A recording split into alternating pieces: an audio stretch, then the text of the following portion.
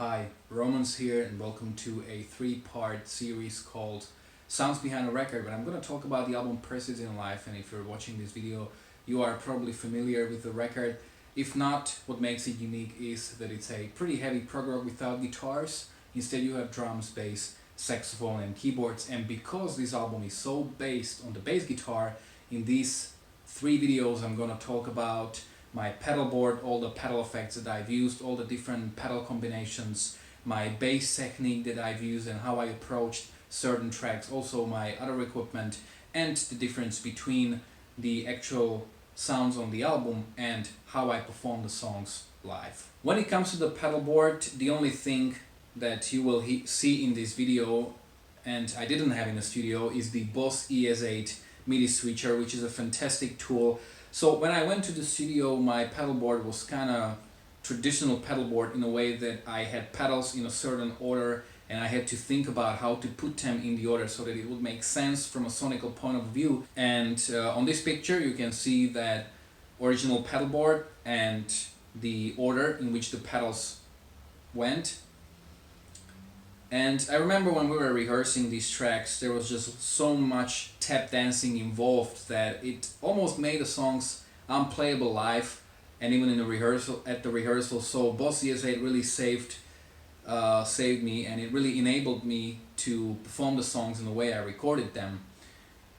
So at this point I don't have to think about the order of the pedals. I simply have them in certain loops and I've created presets for all of these tracks. Certain sounds may be a bit different in this video from those on the recording. That's mainly because I've also used my bass amp, which is BH550 bass head from TC Electronic, along with K212 cab, and I've used them in the studio in a way that they were mic'd. I think that there were like 3 or 4 microphones. I don't have that now, so that's why the sounds are gonna be probably a little thinner, maybe not that full as on the recording, but you will get the general idea of how I got the sounds. The sound on the record is actually a combination of my clean signal, direct in, then the signal from the pedal board, and then all of that was ran through my bass amp and recorded through like 4 mics. So there are quite a lot of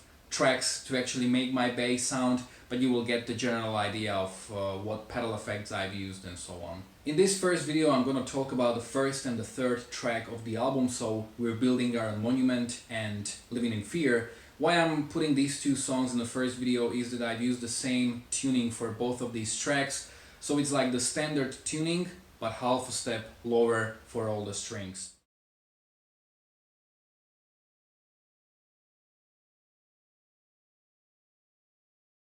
These two tracks were recorded on my MTD Kingston Z5 bass guitar, and the strings I've used in the studio were DR strings, high beams.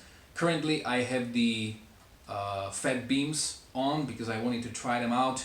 So personally, when it comes to this bass, I will not use any different strings than the high beams or fat beams. The first track, We're Building Our Own Monument, is pretty much made of 4 presets that I have on Boss ES8, and these are basically the 4 sounds that I've used. The first minute of the song is sort of like an intro for the record, and there are certain sounds which you would probably not guess were made on a bass guitar. So this is a combination of Cali76 compact bass compressor, which was pretty much my always on pedal. Then I have the Autoswell engine from Strymon's Mobius, which emulates an expression pedal. I have it set for 0.35 seconds. I'm also using the H9 and the shimmer reverb. I'm not a big fan of reverbs because they tend to muddy up the signal of the bass guitar, so there has to be a very specific place for a bass guitar to be combined with the reverb. But shimmer reverb is actually more of a harmonizer. It adds all those harmonies, and I was actually using the expression pedal with the H9. You don't hear it all the time. You hear it every second time I engage the pedal and let the shimmer reverb in.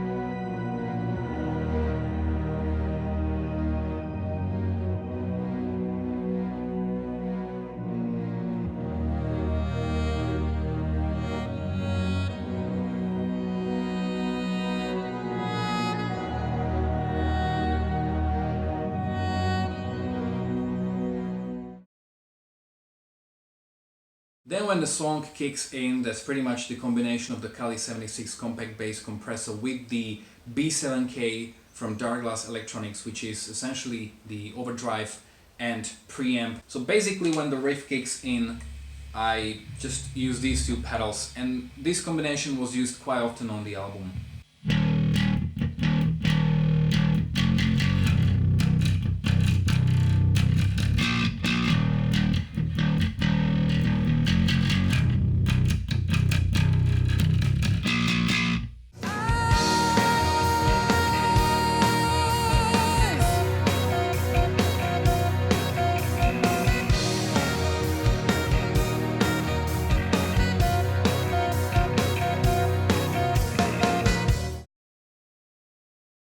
Then when I start singing, the first verse is sang an octave lower, and also we go down with the dynamics a little bit, and this is when the third preset kicks in. And what I did on Boss ES8 is that I just simply turned off the B7K overdrive. So with this preset I have just the compressor and the clean bass sound.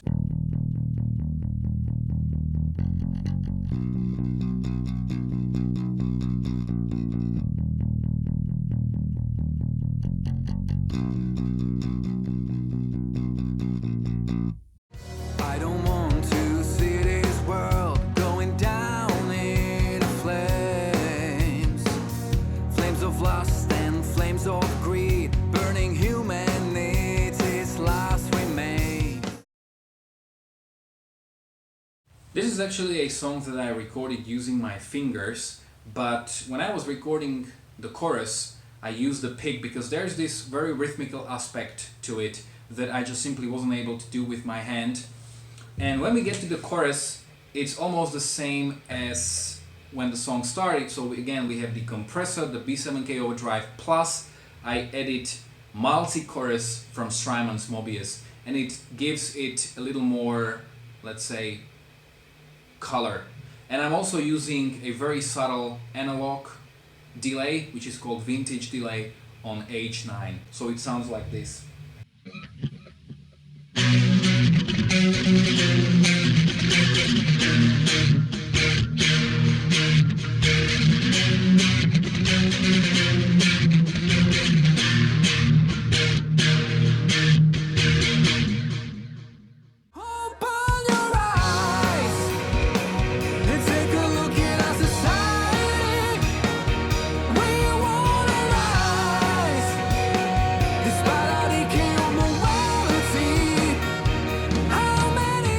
And because this part kind of emulates like electric guitar, this was one of the parts on the album where I overdubbed the bass guitar, meaning that I recorded an additional bass track here in the chorus that served like a more traditional bass line. So that was basically just like playing those notes.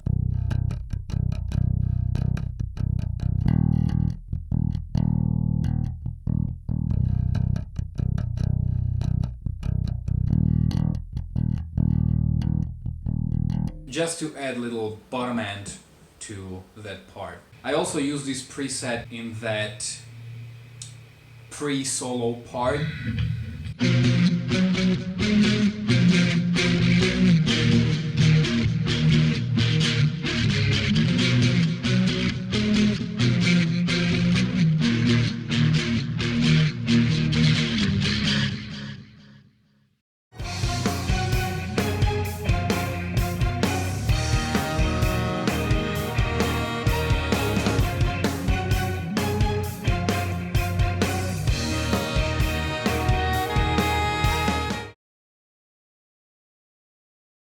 When it comes to Living in Fear, this is a song that I recorded using my fingers, and there's actually a bit of a difference between the studio version and the live version, mainly because this is a song where I used quite heavily the analog octaver from my Red Witch's Zeus pedal, and that analog part of the pedal emulates the classic Boss OC2 octaver. But as this is an analog pedal, I cannot make the Boss ES8 to decide between which part of the pedal to engage, and that is why I wasn't able to make any presets using this octaver, and I'm using actually, when it comes to the live performances, I'm using the TC Electronics Sub and Up digital octaver. So I'm gonna show you the presets from the studio and the sounds from the studio, and then how I use it live.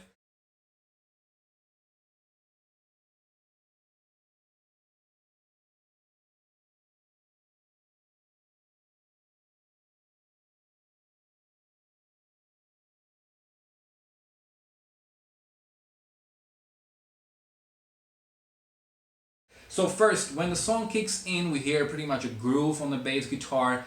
So this is how it was recorded. So it's the Cali76 compact bass compressor plus the analog octave part of the Zeus pedal.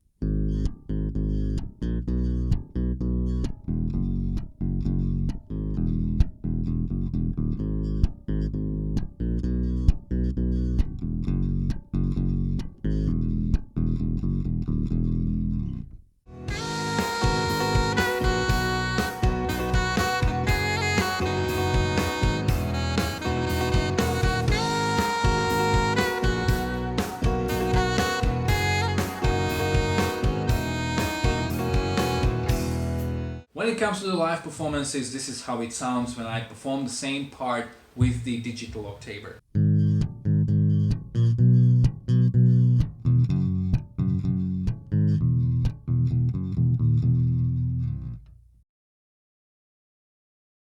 Then when I start singing, that verse is made out of the same preset, so we have again the compressor and the analog octaver, but we also have the tremolo. And the tremolo I've used is from Strymon's Mobius, but originally I've used a photo tremolo where there is a complete volume drop. But it's kind of tricky with the tremolo live, because when you perform live, one of the problems is that if a tremolo is a rhythmical aspect of your playing and the drummer doesn't play using the click, even if he does, and you just tap on that pedal, a few milliseconds later, it's actually eventually going to build up and your tremolo is going to be off sync. And it's something that I've been fighting with quite a lot, and that is why actually I'm using a different tremolo live, but I'm going to talk about it in a second. So first, this is the original sound from the studio recording.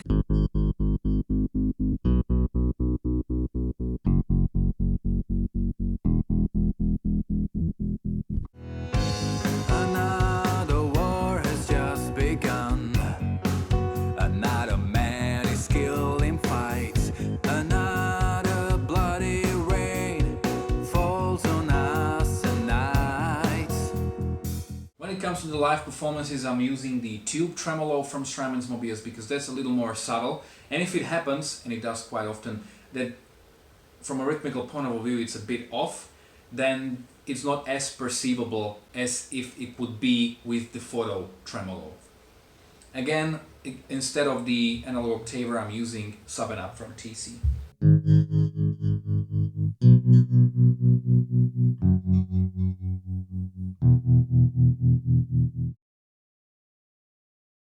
Interesting thing about this track is that I'm pretty much using a different set of pedals and different combination of pedal in every part of the track.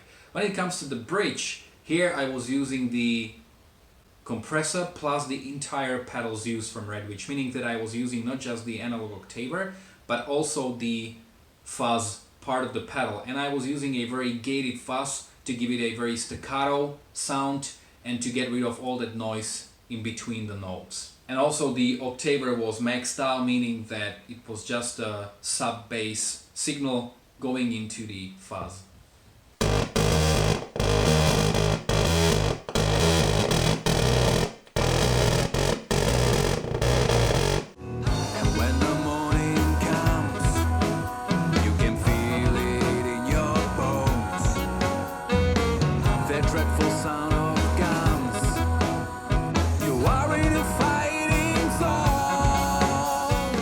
This preset I also used for that part before the solo part. So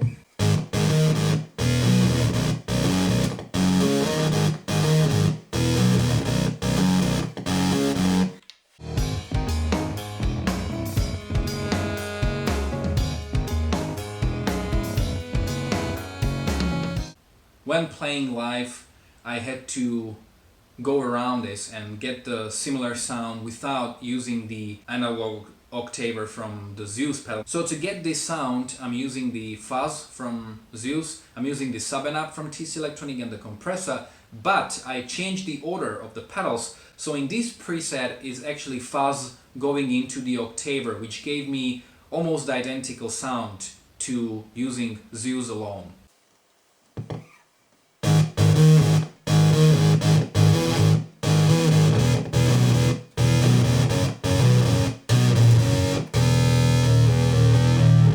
When it comes to the chorus, when we play the song live, I stay in this same setting and I perform the chorus like this.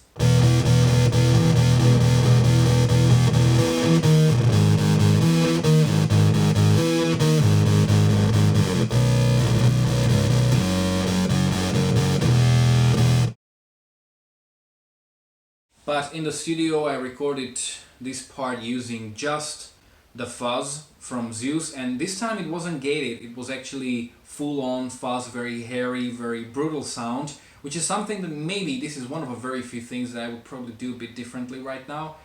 Again, using it just with the compressor.